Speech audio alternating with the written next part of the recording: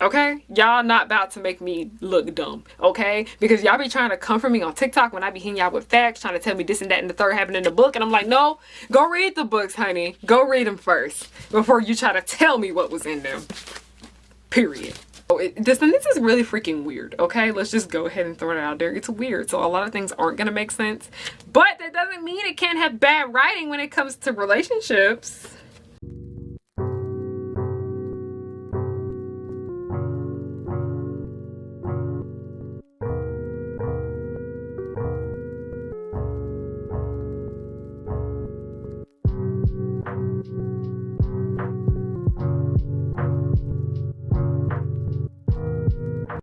Have you ever had a TV couple that you hate,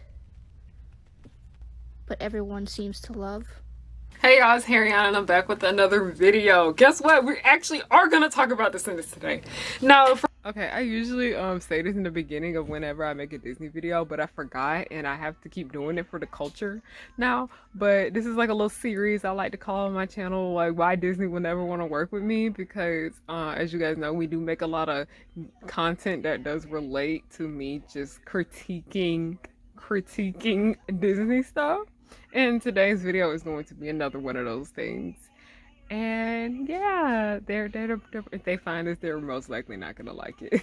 For those of you guys that are new, hello, welcome aboard the Harry Hook's pirate ship. So it is a little backstory about me for those of you who are not really into Descendants and you still clicked on this video anyway. Thank you. You are a real one. You are a good one. You really better sit here and watch me rant. This video is not technically about Descendants. It's really just going to be about bad writing, but we'll get into that later. Okay, so everybody knows me that Descendants is like my guilty pleasure. It is one of the things that I love so much. It makes me so happy. Just a disclaimer, it is not the only thing I like. People tend to think I only like kid stuff and whatnot, and that is not true. Like, I watch grown stuff too. Like, y'all, I don't have the mind of a 10-year-old like a lot of people tend to think. I don't. I function just like the rest of you. Don't try me. So yeah, Descendants is like my guilty pleasure, and at one point I was only making videos about Descendants, okay? Like, all my content was just about Descendants if you guys go back far enough. But yeah, I do like make quite a bit of videos about Descendants. A lot of people that follow me, they strictly follow me for these videos. So yeah, today I'm giving something to you guys because this is just some thoughts that I've been having all this quarantine, because I just, you know, I've been having too much time to think to myself about a lot of things, and I've also been growing as a writer and improving my personal skills and things like that, and that is mainly what we're gonna talk about today. Before I even get into this, I'm doing a little self promo in here. I made a video, my most recent Descendants video out here is where I talk about the misogynoir of Disney's Descendants, because there's a lot of misogynoir in there, and if you guys want to know what misogynoir is and just what I spoke about, I will link that video down below. And if you guys are probably tired of seeing me putting it in the description box, but that is just one of my videos that I put a lot of hard work into, and I feel like it is one of my best ones, and I speak a lot of like facts and things like that, and I really want you guys to watch it. Even if you like Descendants or not, I still recommend it's a good video. Anyway, let's get forward with this. I don't watch a lot of Descendants content on YouTube because a lot of it is extremely inaccurate. The things.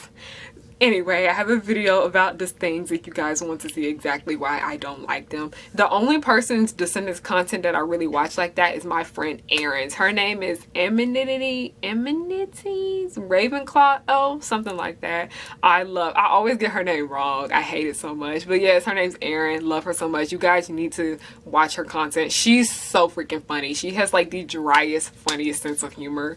Love her. You guys really should check out her channel down below. I will link it. Yes, a lot of these people that make videos about Descendants, it's like they're making them because they know they will get traffic to their videos, and they are very freaking wrong. Like, one thing about me is that I feel like if you are not like going to critique and whatnot of like a TV show and things like that, you need to be a fan. And when I say that, you actually need to look into, like, when you're a fan of something, you actually look into things more and whatnot. Because it's like a lot of these people that make Descendants, first of all, you can tell that they don't even really like it all that much. And a lot of the facts they put in there be inaccurate. It just be a lot of, the thing about the Descendants timeline is just so messed up. Because we have the movies. We have the 3 movies. We have 4 books written by Melissa De La Cruz. And we also have another set of books that I also own a few of, where it's the Descendants School of Secrets. And the Descendants School of Secrets play in part to Descendants Wicked World. And Descendants Wicked World is the web series. And then we also have 2 shorts where we have Descendants Under the Sea, and then we have Audrey's Christmas thingy. Yeah, it's a whole mess. This universe is an entire freaking mess. But then again, it's a universe where all the Disney villains and characters know each other and all their kids interact. So Descendants is really freaking weird, okay? Let's just go ahead and throw it out there. It's weird. So a lot of things aren't going to make sense. But that doesn't mean it can't have bad writing when it comes to relationships. Overall, it's a hot mess, but it is one thing for sure that makes me so angry, because you know I am a writer and it just makes me angry. Carlos and Jane's relationship. I think that dynamic right there is some of the worst, like the weakest points when it comes to this series right here. If anything, it's the weakest in my opinion. There are a lot worse things in here, but the reason I think this one is so bad is because it could have been handled so much better. I can't freaking stand Jane. Everybody that knows me, that like follows me for my Descendants content, they know Jane is like one of my least favorite characters after Mal. Mal deserves nothing. Mal is horrible. I don't like Jane, okay? I think she's really annoying.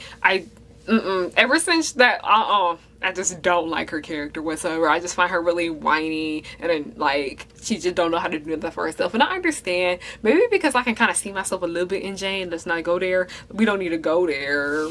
But yeah, Jane really freaking irritates me, and I felt like after the first movie she had no purpose. But I'm gonna get into that discussion later. The thing about y'all, people tend to think that I don't like Brenna. I love Brenna. If I didn't like Brenna, I would not be following her. I would not be watching her act in other things. One thing about me is that I don't check for people I don't like. If I don't like somebody, you're not gonna see me following them, checking on them or anything. The only time I really find out stuff about people I don't like is if it's trending, or somebody tells me, or somebody sends me an ask on my Tumblr. I like Brenna. A lot of people tend to think because I don't like Jane, I don't like Brenna. It's weird. But yeah, I'm a fan of Brenna. This is no shade to her whatsoever. She was working with the material that was given to her, and same with Camryn. We love Camryn over here. Yeah. Also, before y'all come and spam my comments with this, we're strictly talking about the characters, please. One thing when it comes to a lot of y'all is that y'all don't seem to understand that the actors and the characters are 2 different people. We are not talking about the actors here, okay? With this, we are talking strictly about the characters. I don't know what they had going on. It's none of my business at the end of the day. I don't care, and you probably shouldn't either. So yeah, we're talking about the characters. Let's get into that. The only reason why I have a problem with Jane Lowe's, other than J Lowe's, you didn't hear that, is that this was just horrible writing. It's beyond terrible writing. Now we're gonna go back, and we have books for reference, because a lot of y'all be trying to check me and say that such and such happened in the book when it really didn't. I'm gonna bring this up for you. I have all 4 books, but the 2 books we are gonna refer to today are Return to the Isle of the Lost and Rise of Isle of the Lost, right here. Before we even get to the books, because these 2 books happen after the first movie. Now, Jane's character was not introduced in the first book. The first book actually takes place before the movie. I'm telling y'all, it's a weird timeline, but it works out, kind of. So, the main issue is that Carlos and Jane didn't interact in the first movie, and I really don't count that scene at the end where they were dancing with each other, but it actually kind of does count. So yeah, this is also kind of gonna be like how I think their relationship could have worked out better writing wise, because yeah, let's go ahead and refer to Return to the Isle of the Lost, where it is chapter 13, and I'm telling y'all, You want to know how much they didn't really want to do much with this ship? They didn't know, like, they literally put this ship at the bottom of their priorities, because I love Melissa De La Cruz. I think she's an amazing writer, but I felt like Disney literally just asked her to throw it in here, because literally, you see this, it starts on page 102. It's over by 105, and they didn't even get a full page on 105, okay? And we're gonna read a little bit of this. What does that even mean? Carlos had never thought of himself much as a dancer. Okay, I'm sorry. That line right there takes me out. Because y'all remember when Chad said, I don't dance? And then, yeah, Carlos, you're the best dancer. Anyway, Carlos never thought of himself much as a dancer, but after the celebration after Maleficent's defeat, when all of Auradon had danced on the school steps, he enjoyed shaking a leg with the group. Who knew he had it in him? And he enjoyed dancing with Jane, who looked pretty with her hair down her back and its original color and a neat style instead of her long glossy mane that Mal's spell had created. Carlos thought Jane's normal hair suited her better. Some people didn't really need makeovers, just more confidence. I think that's so freaking sweet. I think that is just an amazing piece of writing. Melissa De La Cruz, you are so freaking talented. But here's where we get into the issue. That's all we had. Now, the thing about Rise of the Isle of the Lost is that Return to the Isle of the Lost is that I feel like this book right here gets the most overlooked, because instead of it being followed by a movie, it's followed by another book. And in this book right here, I'm not going to directly come out and read. I will read some of it. We get to see Jane and Carlos interact a little bit much, because as we know in the Descendants 2 that Jane joins the cheerleading team. She is now an Auradon prep cheerleader. Yeah, she just needed more confidence, like he said. That was a little shady though, Carlos. I don't know. Carlos in the book is written way better than he is in the movies, because he's a lot more shady. Love it. He has a great sense of humor, by the way. Because there was one part where it was like him and Mal were going in somewhere. Mal deserves nothing, as usual. And he wanted Mal to be in front of him, because if anything bad happened, it would happen to her first. Shuck. We love Carlos. We love Carlos in this house. We love Carlos. Now, we return to the Isle of the Lost. Basically, in this book, as I said, Jane is now a cheerleader, but this book is where Carlos literally is helping her get on the cheerleading team, and he is showing her all the cool moves and tricks and things she can do for her tryout to make sure she get on. And it was a really, really cute scene. Like, it's puppy love, okay?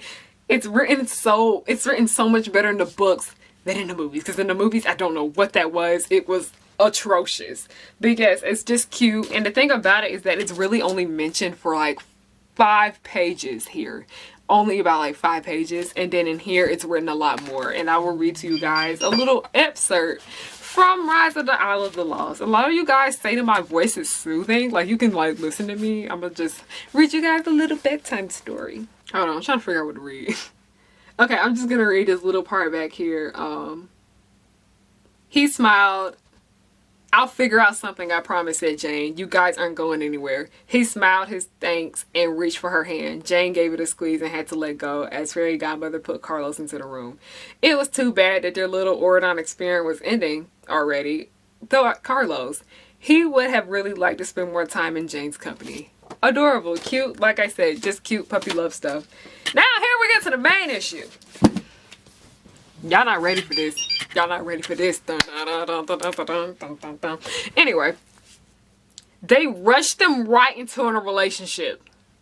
Hey you guys, so as I'm editing this video, I was going to insert the clips of when Camryn was talking about how, basically talking about their relationship. But I don't know, I can bring myself to do it. But I just wanted to let y'all know he was basically just saying it was about how Carlos was maturing and he was getting a love interest and whatnot. But yeah, it still hurts. I don't know. It hurt too bad to put that clip in there. I couldn't do it. Now, I was saying that the reason why it made no sense in Descendants is because nobody really can catch at the end of that movie that they were in cahoots with each other, because it wasn't really like, did he like her, did he not? He was just dancing with everybody. He saw she was sitting down, he got her up and started dancing with her. That's literally what it was. And then in Descendants 2, they literally rushed into it and talk about, I like you, let's date. Now, my problem with that is that, like I said, a lot of people don't read the books, because a lot of people either don't have access to libraries or they can't afford books, okay? Or people are just lazy. People just don't like to read, okay? Anyways, like I said, Disney should have been aware that people were not going to read the freaking books, okay? So for them to go ahead and write in a storyline for Carlos, because to be honest, Carlos really didn't have no plot outside of this and the talking dog. If you guys want to listen to my whole review about why I couldn't stand Descendants 2, it's on my podcast. You guys should go listen to it. I did this episode with my bestest friend, Saya. But yeah, go listen to that.